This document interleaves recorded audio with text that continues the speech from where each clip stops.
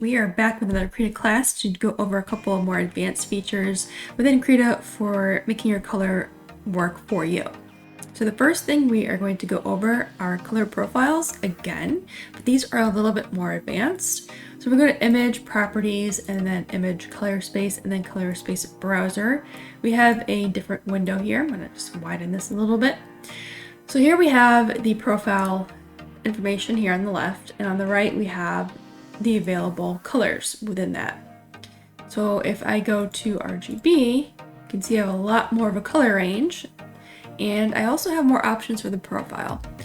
If you work with a printer that you use very often, I'm just going to say Cat Print for example. I personally don't use a color profile from them, but if you have a specific need or you always use a specific format, I believe their posters use a different printer than their 5x7 prints, which I believe is laser versus an inkjet. So they have different machines. But if you work with them often enough and you have a specific color mode you always want to have used and you're working with a rep and things like that, they may be able to give you a specific color profile. I'm not sure if Cat Print does this, but I know other printers will have something available. And this is really good for testing out the print quality or the colors when they go to print. It may not be one-to-one still, but let's say this particular printer you're working with, they have a machine that prints really well except for yellows and greens. They come out a little more desaturated. If you can get their color profile and bring that into Krita, you might be able to work with a more accurate color space that's suited for that printer that the company uses. So that's why you would want to use something like this. It just makes it a little bit easier. This again is if you are really in the weeds, you have a ton of experience with this already. If you're starting off, I would kind of ease into it. Alright, so for some reason when I did the actual Epson 2650, it crashed Krita. I don't know why, but if I do the sRGB, it works just fine. So I'm just going to click that as my new color space and hit OK. You can see my color has now changed drastically. It looks a lot more saturated, looks very pretty. And if I go back to the CMYK here, hit OK, and now it looks a little bit more desaturated, kind of muddy, not great. So you can see how that might work out. So theoretically, my printer could do that color. In my experience, it cannot, and at least not as accurately as I would like it to, but it could give you a color base to work off of in terms of what colors can and cannot be printed well. So if you are more advanced with all this stuff and you know what, like you use profiles a lot when it comes to printing or file management, whatever it is you're doing, or you have a new one that you want to try out, this is definitely something I would recommend using for better color accuracy and color availability for what your intended purpose for the illustration is. I'm going to go back to CMYK because that's just what I'm using right now and it works better for my needs currently, so I'm going to hit OK. Alright, so now I have my file back open. I'm going to go over another rendering process that is a little bit more tedious to some degree, but it can give you some really good results. So real quick, this is my original zombie hand. I just used color to do all the light and shadow. I didn't do any like gray tones or anything like that. But there's another way to actually render, and that's using an ambient occlusion method. This is something you can do within Krita or within whatever illustration program you have. It's just a matter of using the different layer modes to get what you need. So I'm going to go over how this is set up real quick. So I have my flat color. So the purpose of your flat color is it's not the main color of your object. So let's say you have something that's this color, like this pink. You want it to be a little bit darker as your base. And the reason for that is when we go to do these other two layers, you will see how it works out. Alright, so I'm going to pull up my layers here so you can see this. So this is all in a group. I'll just make it easier, like I usually say for color, that we can lock the alpha, inheritance, and lock the transparency on those layers as well. So I use a darker color for this versus like a mid-tone. green. So if I go to eye drop this, it's on the darker end here. What we're going to do is add an ambient occlusion layer and a lighting layer using the layer modes. Now real quick, the ambient occlusion, just to keep it short and sweet, not a whole technical explanation, it is going to take the darkest parts that the light is hitting and it's going to make them pop more.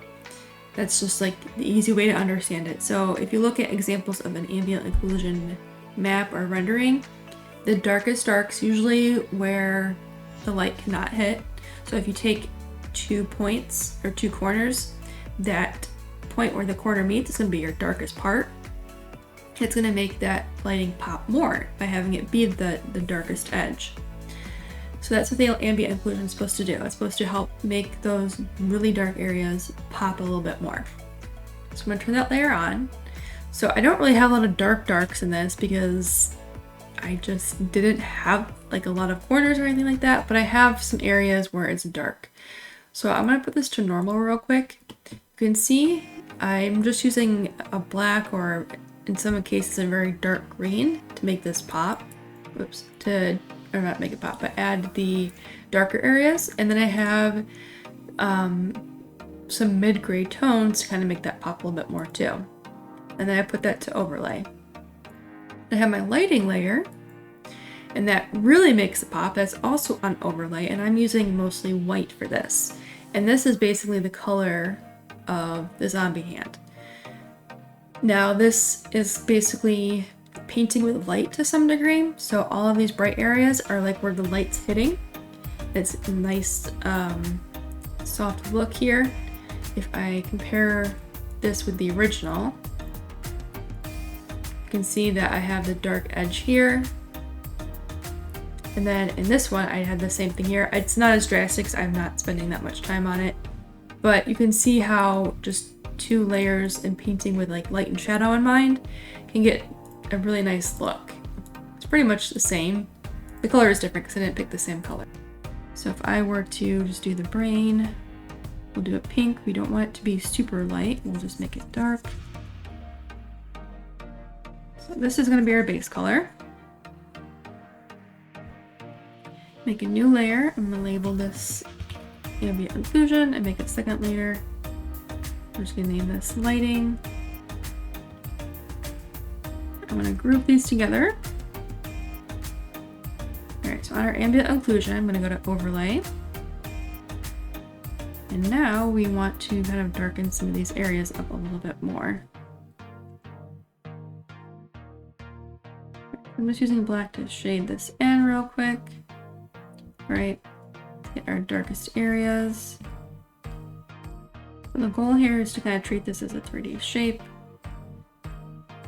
And the light's going to be hitting right on top here.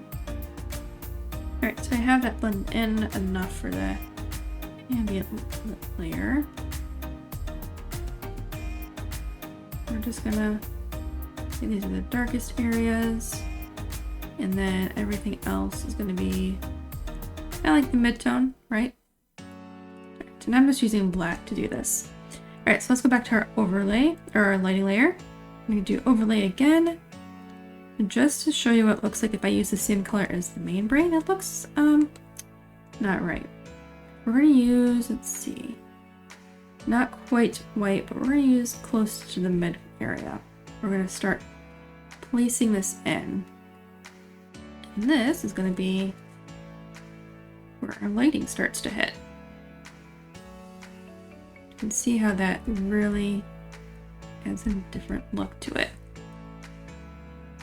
It's a very soft lighting look as well, so if you like that, this is definitely a method to use. You can see here, this is a little bit more of a finished area, but it looks a lot neater. So if we bring our light color back closer to white, see how much brighter this looks. If we want to bring in pure white, we can. It's just like the brightest pink basically that we can get with the overlay. It adds a really nice lighting effect. Very soft, very pretty.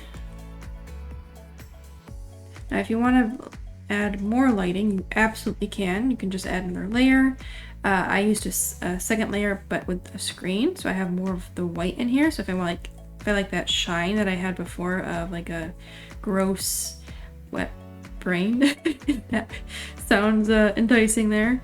You can do that with a screen, and that way you can go ahead and blend this in a little bit better and get that blobby wet look to it, kind of similar to what we had before. So this definitely is not a one-to-one to what I actually made, but this gives you a lot of fun results in terms of lighting and shadow. So I want to go back and shade this in a little, maybe make these edges just a little bit softer. You do that. If I go to, let's see, duplicate, I were to make this like a mid-gray. So if I made the brain like a gray color, this is almost 50% close, a little lighter. You can start seeing how just the shadow and the lighting look itself. And that's a good way to kind of look at some of the lighting. So if I want to go back and maybe make these areas brighter, maybe it's not bright enough.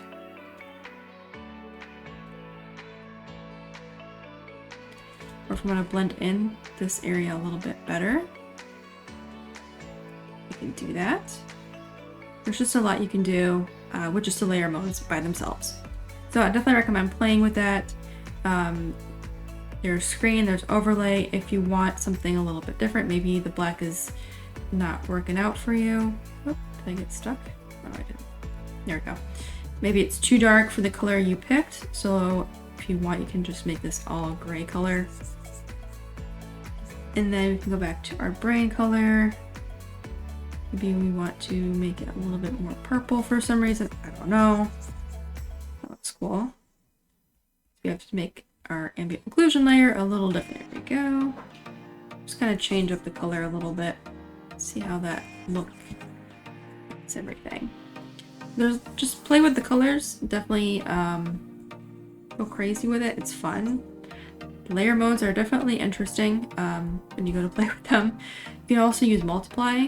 So that's definitely a little too dark. Purple. I want it to be a little more desaturated. There we go. And you can get that look as well. But really it's just whatever layer mode is going to give you the outcome you're looking for, use that.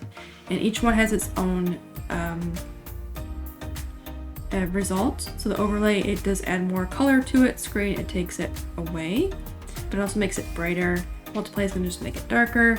Again, depends on the color you're picking as your base and everything like that. Lots of stuff that affects it. But I do like this method of just painting with light and color because it makes you think more about the direction of the light, of the shadow, and how to make it pop. And this is something I would do on a bigger illustration and not necessarily something small like a sticker, but it's fun to play with. So I definitely recommend trying it out. And I'll leave a link in the comments, in the description below of the original breakdown of this as well. And you can see how the original artist used the ambient occlusion layer and the lighting layer to get almost a 3D look for his illustration. And at the time he posted this, it was like the coolest thing ever. So definitely recommend checking it out. All right, so your homework really for today is to try and look at some of the color profiles that you have available to you in Krita. If you have a printer at home, maybe test it out to see how the color profile actually affects your final print. Maybe it has an effect, maybe it doesn't. Good thing to try out. And then I definitely recommend trying out the ambient occlusion shading method for your work because it's, like I said, it's fun. It makes you think about the color and lighting, and you're kind of painting with light to some degree, and it really makes things pop. Alright, that's it for this video, and for now that's it for the Krita Color series. There's a ton of other features within Krita, but I think these are the most important to cover. As they update the software, I will make sure to make new videos for color, especially as the color selectors get a little bit of TLC, especially as the color selectors get updated and modified in the future. Thank you guys for watching. If you have any questions, as always, leave them down in the comments below, or join my Discord server to get a more real-time feedback, and I will see you in the next one.